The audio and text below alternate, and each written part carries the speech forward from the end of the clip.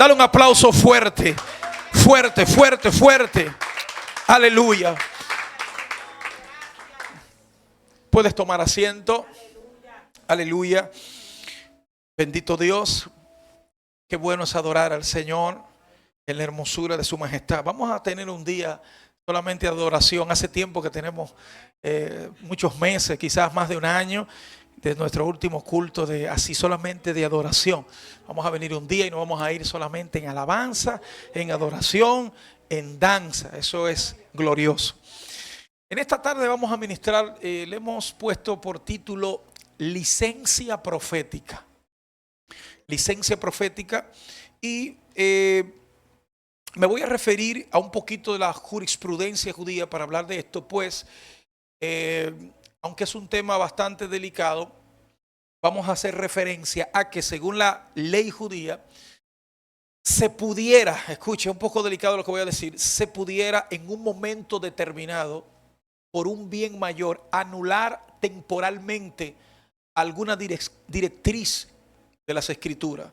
Voy a ponerlo más en español para que me puedan entender. Según cierta jurisprudencia judía, cuando se trata de hacer un bien mayor, cuando hay un bien mayor de por medio, entiéndase algo relacionado con vida o muerte o alguna señal profética o alguna señal apocalíptica, hombres de Dios, santos de verdad, y hablo de hombres y mujeres, hablo de sadik, que es el término hebreo, hombres con un nivel de espiritualidad, o sea, personas santas y que están conectados muy al propósito de Dios.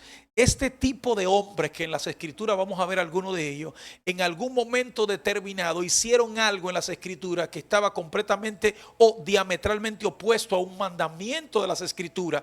Lo que quiere decir es que tuvieron, por decir así, una especie de licencia profética que les hizo posible de abrogar o suspender, no vamos a utilizar la palabra quitar, sino más bien suspender por un momento algún mandamiento para poder obrar un bien mayor. ¿Me están siguiendo? Digo que es un tema delicado porque las cosas en manos de los santos son santas, pero muchas cosas en manos de los que no son santos son perversas, pues pueden ser utilizadas con los fines más maliciosos habidos y por haber. Pero estamos hablando con hombres y mujeres de Dios. Mire, de todos los pasajes de las Escrituras que se encuentran en el Nuevo Testamento, que están ligados a nuestro Mashiach, a nuestro Salvador, Jesús de Nazaret, quizás este sea uno de los que más hace posible que los detractores del Evangelio de Jesucristo lo utilicen para negar su mesianidad. ¿A qué me refiero? Siempre ha habido en todos los tiempos de la historia, desde que llegó nuestro Mashiach a la tierra hasta que ascendió al cielo, siempre han habido facciones, grupos, personas que han desacreditado que Jesús es el Señor. ¿Alguien me está siguiendo? ¿Usted ha escuchado eso alguna oportunidad?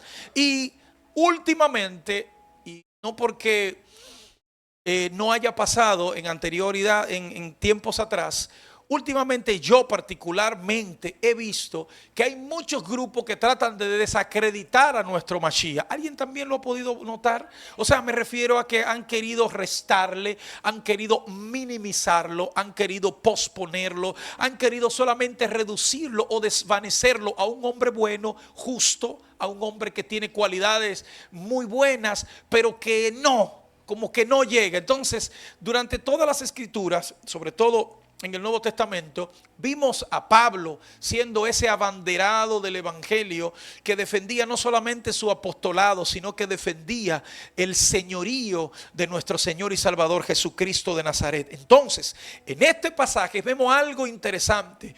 Es la maldición de la higuera. Hay un coro poderoso. Yo lo cantaba en tiempos cuando utilizaba el micrófono para cantar coro. La higuera se secó la higuera. Usted se lo sabe, de los que tienen unos añitos en el Evangelio, se conocen ese corito poderoso. Entonces dicen los que atacan, los que desacreditan, los que no quieren saber de Mashiach, los que no lo reconocen como el Señor y el Salvador, dicen que si Él fuera el Mashiach de verdad, no hubiese maldecido una higuera. Porque la ley judía dice que estaba prohibido maldecir árboles frutales. Vamos directamente al libro de Deuteronomio o de Barín, capítulo 20, versículo 19 y versículo 20 dice: cuando sities una ciudad, o sea, cuando invadas una ciudad, cuando estés frente a una ciudad para hacer guerra en contra de ella, y tengas muchos días en esa batalla para sitiarla, acordonándola, para vencer a sus enemigos, no destruirás sus árboles metiendo hacha en ellos, porque de ellos podrás comer. O sea, está prohibido cortar árboles frutales, porque los árboles frutales abastecieron y alimentaron a los hombres durante las guerras. Dice, y no lo talarás, o sea, no lo cortarás, porque el árbol del campo no es hombre para venir contra ti en el sitio. Lo que está diciendo aquí es que los árboles no se pueden defender. Cuando tú vas a enfrentar un árbol con una hacha, el árbol no te puede decir: no me cortes, que te estoy dando fruto. Lo que pasa en esta época, donde desaprensivos, no solamente a árboles frutales, sino a árboles que sirven para la ecología y para bendecirnos, para que los ríos no se sequen y para que la tierra tenga el composta o la composta que ayuda a la que no se erosionen los suelos. Lamentablemente tenemos desaprensivos que viven cortando árboles y cortándole maderas preciosas, que debería estar preso 1 año por cada árbol que se corta de esa manera. Entonces dice que no lo pueden cortar porque ellos no se pueden defender. El versículo 20 dice, y el piano hasta se apagó: más el árbol que sepas que no lleva fruto, escuche esto, más el árbol que sepas que no lleva fruto, podrá destruirlo y talarlo para construir baluarte contra la ciudad que te hace la guerra hasta sojuzgarla. O sea, hay un árbol que no lleva fruto, que no tiene la fruta que te va a alimentar durante ese proceso y esa batalla que estás librando con esa ciudad. Tálalo, córtalo y utiliza su madera para hacer herramientas, por así decir, o para protegerte, o para utilizarla de una manera u otra como baluarte, como protección para seguir derribando al enemigo. Entonces, según esta ley, estaba prohibido cortar árboles frutales. Dicha ley, Mashiach la conocía. ¿Por qué? Porque nuestro Mesías, nuestro Salvador, estaba completo en todo el ámbito del conocimiento de las escrituras, de la ley de Moisés y de las leyes en el libro de Levítico y Deuteronomio. ¿Qué pasa? Hay ciertos hombres en las escrituras que tenían unos niveles que a mí me sorprenden en esta época, y lo he dicho en otras oportunidades, Melissa. Personas que se autodenominan profetas, que tienen supuestamente unos dones proféticos extraordinarios que superan incluso a los de Elías. Pero usted nunca lo ve obrando en los niveles proféticos que esa gente obraban, sino que utilizan, lamentablemente, no todos, pero una buena mayoría, utilizan estos títulos para sacarles ventaja a los beneficios de que sean considerados como profetas. ¿Y qué pasa? Dice que este profeta Elías se topa en Primera de Reyes capítulo 18. Usted sabe lo que sucedió en el Monte Carmel o en el Monte Carmelo. Usted sabe en esta historia cuando se habla de aquel desafío, y en ese desafío habían dos facciones. Estaban los que decían nuestro Dios es Baal, y estaba un grupito que decía Jehová, Hashem es nuestro Dios. Entonces había una disputa, una trifulca de cuál era el verdadero Dios. Entonces de repente un hombre aparece en escena, Elías, y dice: vamos a resolver este conflicto. Si Jehová es Dios o si Baal es Dios, vamos a reunirnos, vamos a preparar todo lo que usted conoce, preparar un altar, arranquen ustedes adelante, pongan animales arriba y vamos a ver el Dios que responda con fuego. Usted sabe esa historia, y dice las escrituras que se edificó un altar en el nombre de Jehová. Primero los que creían que Baal era Dios, y cuando levantaron su altar comenzaron a clamarle a Baal, y nada de responder y nada de responder. Usted sabe la historia. Donde quiero aterrizarles que llega el momento de Elías y pone los bueyes, ¿verdad? Y le echa agua y le dice: hagan una zanja, échenle más agua, que no se preocupen, que es para Jehová esto. Y dice que cuando clama, improvisa un altar, y cuando él clama y dice: Señor, gracias porque tú siempre me respondes, para que conozca este pueblo que tú, Jehová, eres Dios y que tú vuelves a ti el corazón de ellos. Entonces cayó fuego de Jehová, consumió el holocausto, consumió el agua que estaba encima del holocausto, el agua que estaba en la zanja, todo lo achicharró y lo quemó. ¿Qué sucede aquí? Acaba Elías de hacer algo sobrenatural, pero acababa de una manera u otra de invalidar o de suspender temporalmente algunas prohibiciones que estaban establecidas y que él sabía.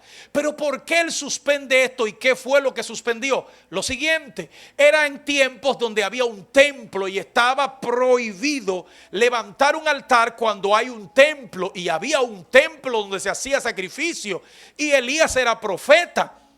O sea, que quizás no estaba capacitado como sacerdote para levantar un altar, pero había un bien mayor o algo que justificaba que él violara o suspendiera temporalmente esto, porque el honor de Jehová estaba en juego. Pues habían muchos diciendo que Jehová no era Dios, que Jehová no reinaba, que Jehová no era el que le daba la victoria a Israel. Y se levantó Elías y dijo: por el bien, por el honor de Jehová, hoy se va a saber que Jehová reina, gobierna y responde con fuego. Alaba su gloria. Entonces fíjense cómo el profeta suspende temporalmente y levanta un altar con los beneficios que le acabo de mencionar. La pregunta sería: ¿el Señor no le respondió a Elías? Le respondió. ¿Fue castigado por posponer brevemente lo que acababa de hacer? No, pues él tenía una especie de licencia profética para hacer esto. ¿Me siguen? Pero no solo a nivel profético, sino también a nivel sacerdotal. Primera de Samuel capítulo 21. Dice que David huyó a Nob y llegó a donde estaba el sacerdote Abimelech o Ahimelech. Y cuando estaba ahí le dice a Ahimelech: yo ando con una escolta de soldados y andamos en una misión secreta. ¿En qué misión secreta tú andas? No te lo puedo decir, porque dicha misión ni siquiera el rey, o sea, él se está refiriendo a Saúl, sabe que nosotros andamos en esta misión y tenemos hambre. Ahimelech, el sacerdote, le dice: lo único que hay es pan de la proposición, o sea, el pan sagrado que había sido retirado del lugar santísimo y que había sido puesto en otro lugar, pero era un pan sagrado que en condiciones normales el que se coma ese pan, guindao. Pero no solo eso, David utiliza la mentira para decir que anda en una misión secreta del rey, cuando lo que David está es huyendo por su vida porque Saúl lo quiere matar. Entonces Ahimelech le dice: bueno, yo nada más tengo pan sagrado ahí. Y él dice: ¿y qué mejor pan que ese que está ahí? Yo se lo puedo dar si ustedes se han guardado de mujeres. Y bueno, hace días que no estamos en esos menesteres y se comieron el pan. Número uno, ¿se murieron? No. ¿Andaban en una misión secreta? Yo lo dudo y posiblemente era una mentira, pero hay quienes piensan que sí había una misión secreta y esa misión estaba relacionada con la cueva de Adulán. Y todos saben que ahí se juntaron los endeudados, los afligidos de espíritu, los desbaratados del alma, los que no tenían paz ni tranquilidad y habían sido incluso afueriados de la sociedad. Y esa misión fue de una manera u otra llevada a David para levantar esos hombres y hacerlos guerreros y así ser llamados los valientes de David. Lo que quiero decirle con esto es que de una manera u otra David suspende o pospone algunas prohibiciones de las Sagradas Escrituras con el fin de continuar su camino, y se comen un pan que no se lo pudieran comer. Entonces es una especie de licencia o una especie de salvoconducto. Alguno de ustedes pudiera decir: pastor, pero David, que tenía el Espíritu de Dios, no podía haber orado en el desierto para que hubiese aparecido pan, para que hubiese aparecido alimento, como en la época de cuando el maná descendía. O no pudo haber orado para que se desorientaran unos cuantos codornices, le diera un mareo en los aires y cayera en sus pies y se lo comieran. No pudo haber orado para que de la tierra se abriera y saliera una fuente de agua y lo abasteciera. Incluso aún más, no pudieron haberle puesto las manos a algunos cántaros y orar por vino. Y yo le puedo decir: sí, pero me da la impresión de que Dios permitió este tipo de evento con la finalidad de enseñarnos algunas cosas que a veces, lamentablemente, somos tan santos que nuestra santidad supera nuestra humanidad. Y peor aún, que somos tan santos que nuestra santidad supera la de nuestro Dios. Alaba. Y lamentablemente hay que decirlo, a veces, por muchos años, los cristianos hemos sido a veces tan religiosos que nuestra santidad está a un nivel que el mirar a un pecador nos consume. O compartir con alguien que no tiene el nivel que dice personas que tienen, le ofende.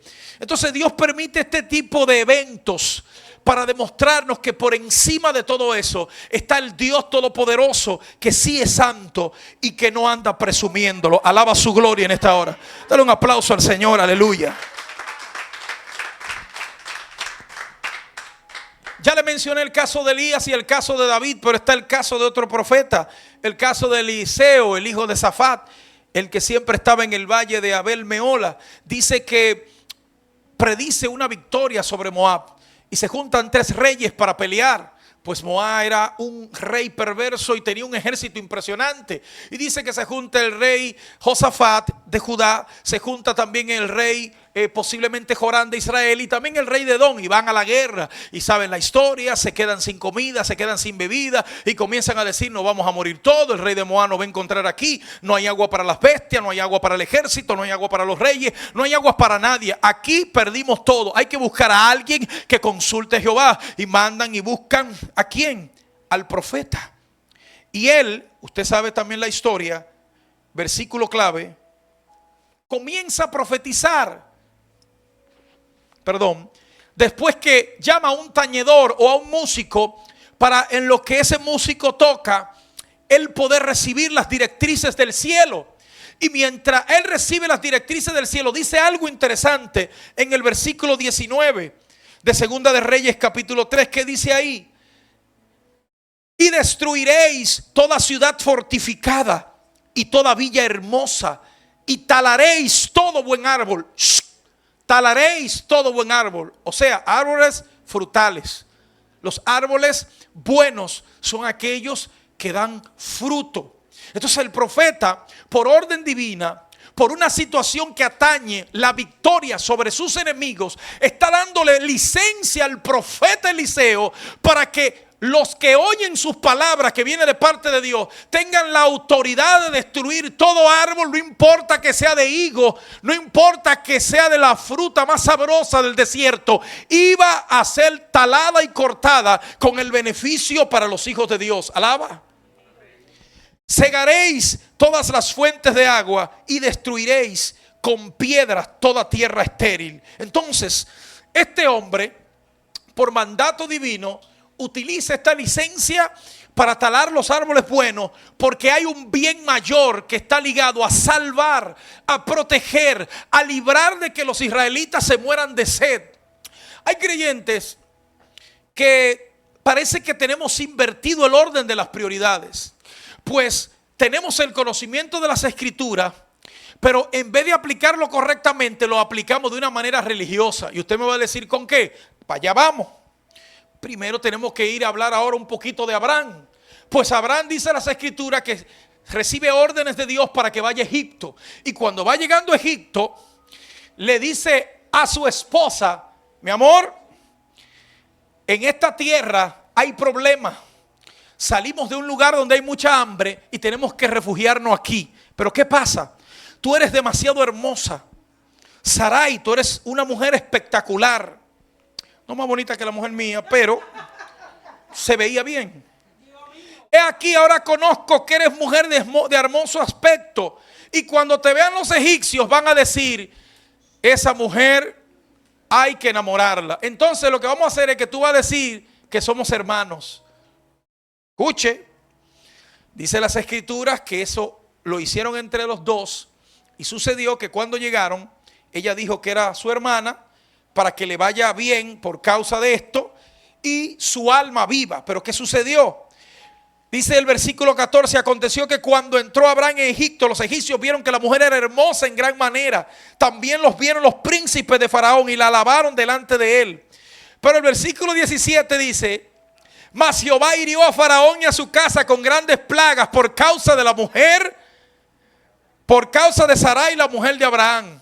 O sea, no fue que le pusieron la mano, no fue que la tomaron de esposa, no fue que le faltaron el respeto con algún manoseo, fue que comenzaron en buen dominicano a hacerse mente con la mujer del hombre de Dios, que acaba de decir que no era su esposa sino su hermana. Lo cual hay un tecnicismo, porque rastreando los datos, Sarai era media hermana de Abraham, pues era hija de un familiar, o sea, de su padre. Quiere decir que era media hermana. O sea que del todo no estaba mintiendo, aunque utilizó esto para guardarse. El asunto es que por un bien y para demostrar el poder, la cobertura y la protección que había para con él, este patriarca se vale de este recurso. Los egipcios saborean por arriba a Sarai y son condenados, pues dice que grandes plagas, no dice cuáles. Posiblemente le salió una sarna, una guachipa, le salieron una rumba de quemaduras en la piel, o algunas ranas vinieron y se tiraron en los campos y todo eso, o mosquitos. Entonces le dijeron: ¿por qué dijiste es mi hermana, poniéndome en ocasión de tomarla para mí por mujer? Ahora pues, he aquí tu mujer, tómala y vete. Entonces Faraón dio orden a su gente acerca de Abraham y le acompañaron, y a su mujer y con todo lo que tenía. Eso pasó en una o en dos oportunidades. No, pasó dos veces solamente con Abraham, pero con su hijo pasó una vez. Pero la del hijo no la vamos a incluir aquí, sino la segunda de Abraham, que se encuentra en Génesis 20. Dice que Abraham y Abimelech, dice que él llega a la tierra del Neguet y acompañó entre Cades y Shur y habitó como forastero en la ciudad de Gerar. ¿Y qué dice la Biblia? Di de nuevo que tú eres mi hermana. Ya esto es un asunto que yo voy a tomar, que como es la segunda vez, estaba de una manera u otra indicado hasta por el Creador. ¿Me siguen? Pues después de haber pasado un evento como el que le sucedió en Egipto, y como las plagas comenzaron a destruir a los egipcios porque estaban engolosinados con la belleza de Sarai, en esta segunda oportunidad ya debe ser algún mandato divino para que él utilizara la licencia profética. Di que eres mi hermana. El asunto es que dijo eso, y Abimelech, rey de Gerar, envió y tomó a Sara. Dice que la tomó, no quiere decir que se casó con ella o que se acostó con ella, sino que la fue a buscar para llevarla a sus habitaciones, para entonces comenzar el cortejo y, conforme a la cultura, casarse y tomarla para sí. Pero Dios vino a Abimelech en sueños de noche y le dijo: he aquí, tú eres un muerto que camina. Dice ahí: muerto eres a causa de la mujer que has tomado, la cual está casada y con marido. Alaba. Entonces Abimelech dijo: ¿por qué tú me hiciste eso? ¿Por qué pusiste en oprobio mi alma? Y no me dijiste que no era tu hermana, sino que era tu mujer. Escuche, en dos oportunidades Abraham dice lo mismo. Utiliza este recurso, utiliza esta especie de salvoconducto para librarse o para manifestar la gloria de Dios sobre cada uno de ellos, con una finalidad interesante. La pregunta sería: ¿Abraham fue castigado por esto? El Señor dice en las Escrituras que corrigió a Abraham por esta maniobra. El Señor le mandó algún juicio, alguna plaga a Abraham. Abraham un pie se le cortó, o tuvo una especie de una uña enterrada. Nada le sucedió. ¿Por qué? No fue castigado ni reprendido, porque él tenía la capacidad para hacer esto.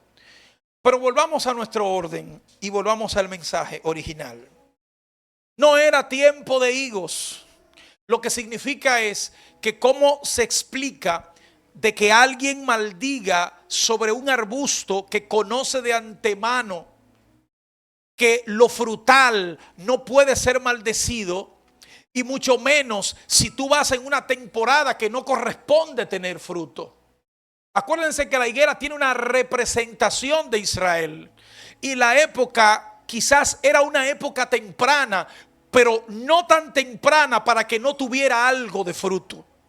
Aquí sabemos que la temporada de aguacate es en agosto. Obviamente estoy hablando a nivel natural, pues ya se come aguacate el año entero por los injertos y por todo eso que se trae de fuera, perfecto. Pero sabemos que la época donde el aguacate está en su máximo esplendor es en agosto. Es imposible que ahora en marzo vayamos y encontremos un aguacate criollo bueno, saludable, sabroso, mantequilloso. Hasta hambre me dio.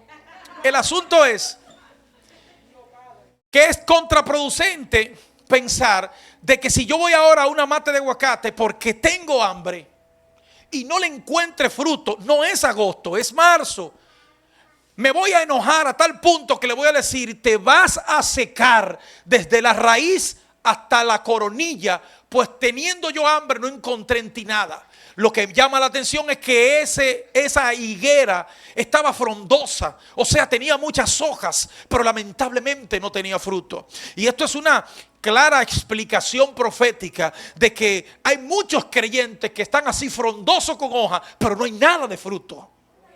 O sea, que en la parte externa están bien, que en la parte externa están sanos, como dicen ahí en la calle, que se encuentran de una manera u otra completo. Pero cuando tú vas a buscar frutos, y hablamos frutos de arrepentimiento, hablamos gente que ama al prójimo, hablamos de gente cortés, gente que obedece completamente a las escrituras. Cuando usted va a buscar esto, aún siendo nuevos, no encuentra nada, solamente encuentra follaje.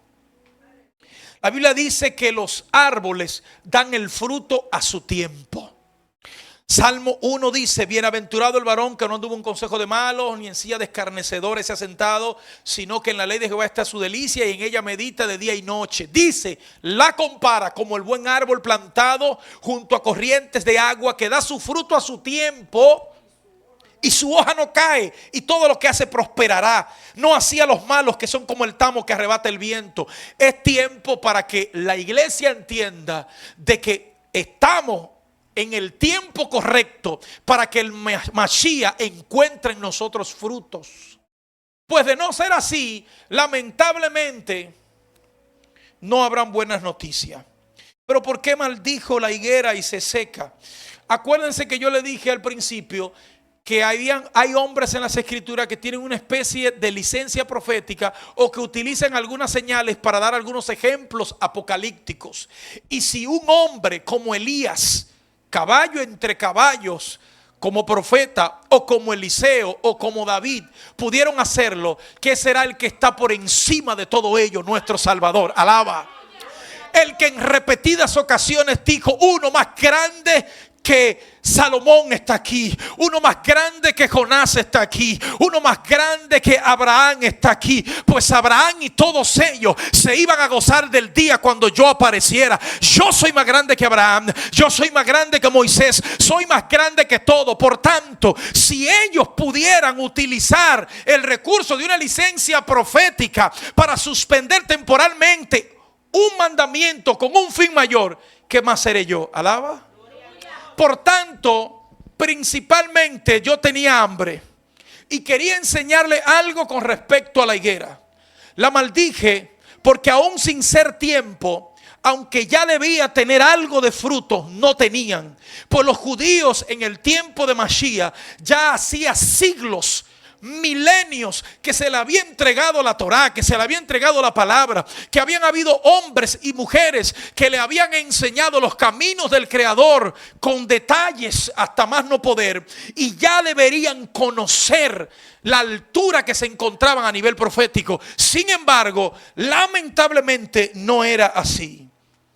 No estaban listos, no estaban preparados. Solamente había ego, solamente había follaje, solamente se deleitaban en ese momento en decir: nuestro padre es Abraham. Si vuestro padre fuera Abraham, ustedes me amaran a mí, porque Abraham se gozaba espiritualmente de que este día llegara.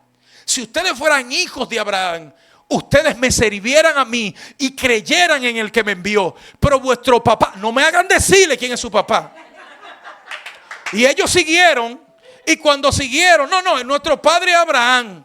Ah, vuestro padre Abraham. No, vuestro padre es el diablo, porque las obras de él ustedes quieren hacer. Porque las obras de mi padre se están manifestando claramente con mi advenimiento aquí a la tierra y con cada palabra que sale de mi boca. Alaba su nombre en esta hora. Por eso Mateo 23 habla de ese lamento de Jerusalén, diciéndole a ellos, a los que tuvo que maldecir, que matas a los profetas y apedreas a los que te son enviados.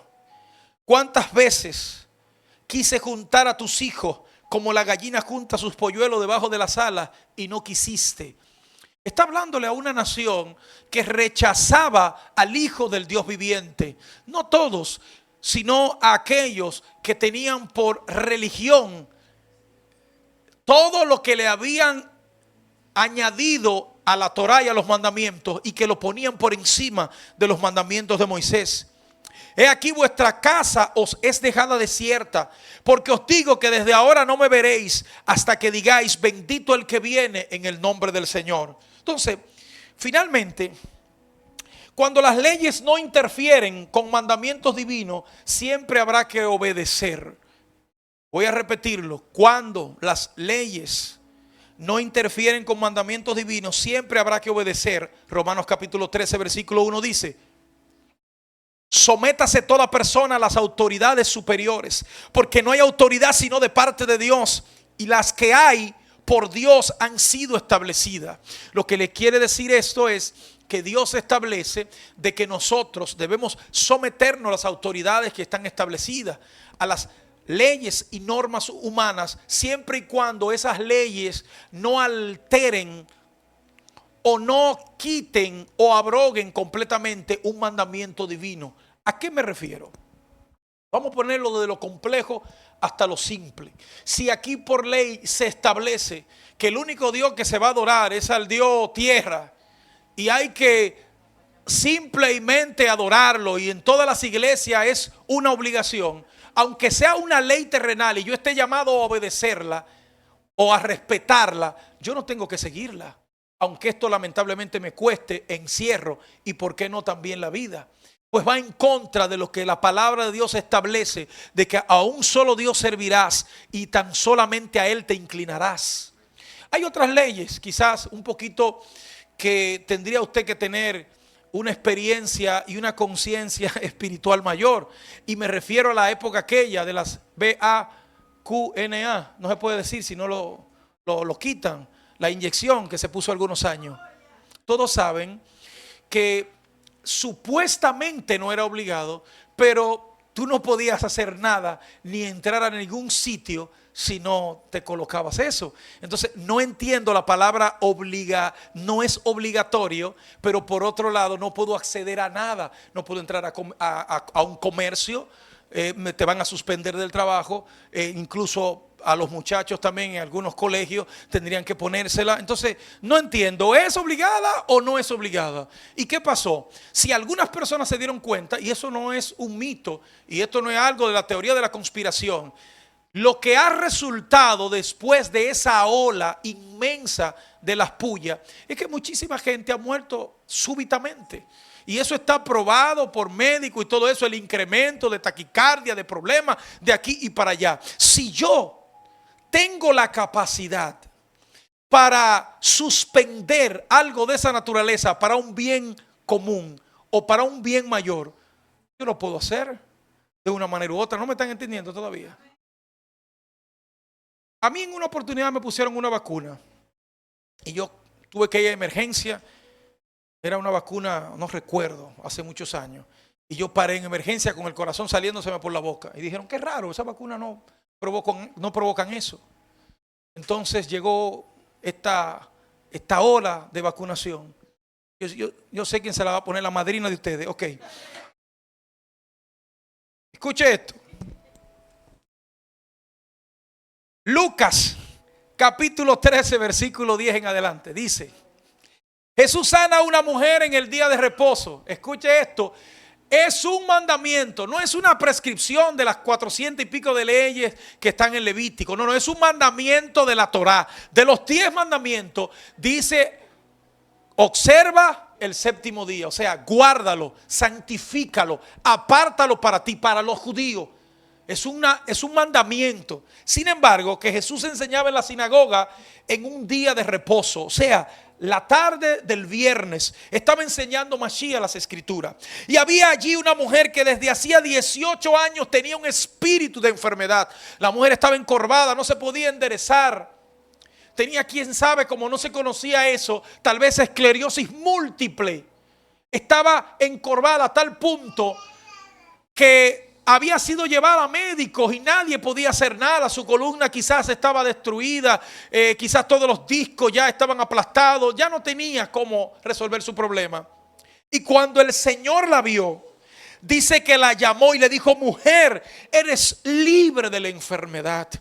Yo te declaro sana, enderézate, mujer. 18 años así, con ese dolor, con ese quebranto, con esa postura. Has ido a médico y nada resulta. Enderézate en el nombre de mi Padre.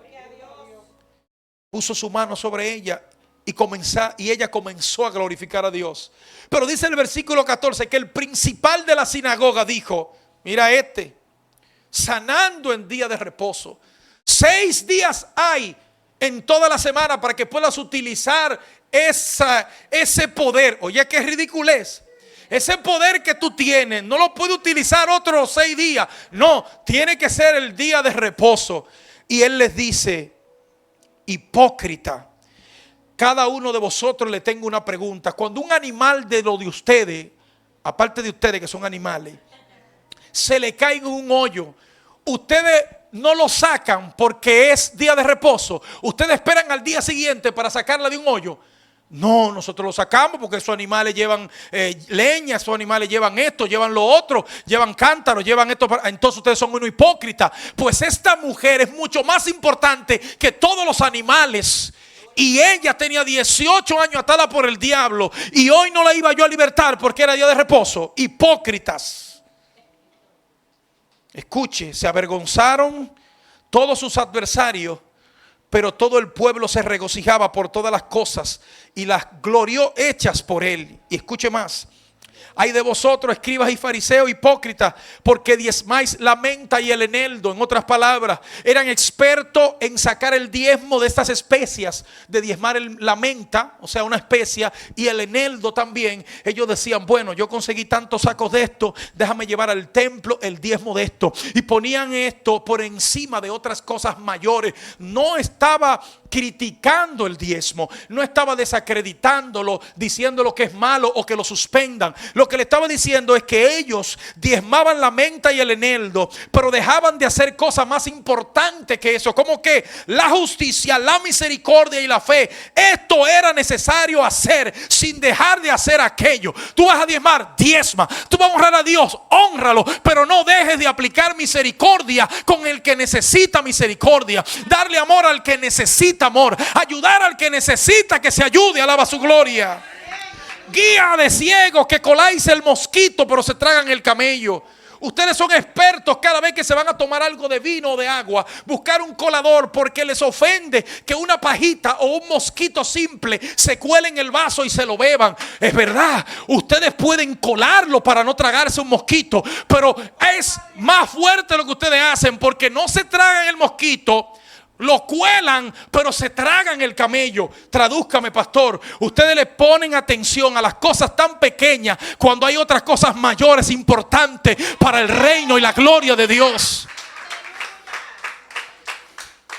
Un miembro que lleva a la iglesia y entre por ahí, ¿cuántas veces pasó eso? Con hambre de Dios, desbaratado, con pena en los ojos, atribulado porque ha sido golpeado, y va buscando consolación en la congregación. Y de repente, lo que hacíamos antes, que le decíamos: tú estás acabando de entrar, pero para que el diablo te suelte, quítate los aretes. Tú estás acabando de entrar, pero para que haya una restauración, quítate los pantalones, para que la gloria de Dios entre dentro de ti. O sea, yo estoy colando un mosquito, yo estoy prestando atención a algo tan sencillo, tan sin importancia, y me estoy tragando tremendo camello, que de darle amor, abrazarle y decirle qué es lo que hay que hacer contigo, mujer. Vamos a orar por ti, vamos a ayudarte, vamos a decirte que Dios te ama y que tiene planes para contigo. Alaba su gloria. Guía de ciego. Nuestro Mesías no vino a abrogar la Torá, sino vino a cumplirla. Mateo capítulo 5, 17 lo dice. No penséis que he venido para abrogar la ley o los profetas. No he venido para abrogarla, sino para cumplirla. Y esto es importante, porque en todos los pasajes que leemos de nuestro Mashiach, lo que obviamente tenemos documentado, pues dice la misma escritura, que si se escribiese todo lo que el Señor hizo durante unos años acá, no cabrían en los libros que tenemos disponibles. Pero en cada uno de ellos pudimos ver una constante, y que Él vino a probarle a ellos que esto no es un asunto de saberse la ley, sino de cumplirla. Porque yo no hago o hago muy poco cuando yo tengo una información o un conocimiento sobre un mandamiento. Yo hago más cuando quizás no conozco tanto, pero lo poquito que conozco lo aplico. Alaba. Esto se trata de aplicar lo que yo aprendí y no de decir que me lo sé todo y no aplicarlo nada. Por eso me hace ser hipócrita, porque cuando yo no entiendo que tengo que tener misericordia y amor al prójimo y hacer las cosas correctas, entonces me vuelvo una persona insensata. Y Mashiach lo dijo claro: vine a cumplirla. No estoy diciendo de que no observen el mandamiento del sábado. Vengo a decir que en ocasiones hay cosas importantes que están por encima y que no deben dejar de hacerse, como esa mujer que estaba enferma. Ustedes iban a dejar que continuara. Él no lo hacía para provocarlo, era para darle una lección. Entonces ese pasaje de la higuera termina de la manera siguiente. Ellos se sorprenden, quizás por la maldición, porque alguno de ellos conocía las escrituras. Y quizás en el caso de los más devotos y conscientes de la palabra, dijeron: estoy sorprendido, ese es nuestro Mashiach, y maldijo una higuera. Que más adelante le diré o le expliqué en un mensaje de que esto no era un fruto, sino una flor invertida, porque la higuera no estaba considerada como un árbol frutal, por si acaso, pero eso para después. Quizás estaban sorprendidos por eso, pero lo que más sorpresa le dio fue que al día siguiente, después de él maldecir la higuera, descendiendo por el camino, ellos dijeron: que esa no es la higuera. Sí, esa misma ahí, esta es la dirección. Esta es la localización exacta. Estaba marchita. Las hojas que tenía se habían secado. El árbol parecía como cuando usted ve esos árboles en invierno en el norte, por allá en Estados Unidos, que están secos, que están muertos, que parece una película de terror. ¿Y qué poder es que tiene este hombre? Que le da una orden a la naturaleza, y solamente en ese segmento de la naturaleza que maldijo se seca. Él quería decirle algo más, aparte de enseñarle todo lo que ya yo le he dicho. Él le dijo: quiero que observen, quiero que sepan que si ustedes tuvieran fe, pudieran darle una orden al mundo espiritual, y si creen en oración, todo el Señor se lo va a dar. Alguien dice amén. Alguien dice gloria. Él se los dijo claro. Él se los dijo claro. Ustedes se asombran de esto, ustedes se sorprenden de esto, ustedes se quedan estupefactos de esto, pero no se dan cuenta de que todo lo que pidiereis en oración creyendo, lo recibiréis. ¿Por qué nos recibimos más en este tiempo? Sencillamente porque ya no se está orando como antes, ni se está creyendo como antes. Antes todos creíamos que se resolvía en oración. Ya no. Es lamentable, pero es verdad. Antes las personas que comunicaban con los demás para que oráramos, para que intercediéramos. Es cierto que esto va ligado de acción, pero hay pocos creyentes, o por no utilizar poco, sino que no hay tantos creyentes que todavía disponen en oración todos sus planes para con Dios. Y él le dijo: yo hice esto para que ustedes entiendan que si ustedes tuvieran fe y no dudaran en lo que se proponen, ustedes les pueden dar una orden a un monte para que se desarraigue y se plante en el mar. Será hecho. Solamente pídanlo y tengan la certeza, la emuná, de que yo lo voy a hacer para la gloria de Dios. Entonces, este tipo de cosas me ayudan cada día más a entender que nuestro Salvador reina y vive por los siglos, y que en Él no hay mudanza ni sombra de variación, que sigue siendo el mismo ayer y hoy y siempre, y que vendrán después de esta generación, otras generaciones que intentarán desacreditarlo, pero Él permanece para siempre. Y todos los que creen en Él nunca serán avergonzados. Denle un aplauso al Señor y póngase de pie en esta tarde. Levante sus manos. Señor, gracias. Gracias, Señor, por tu palabra.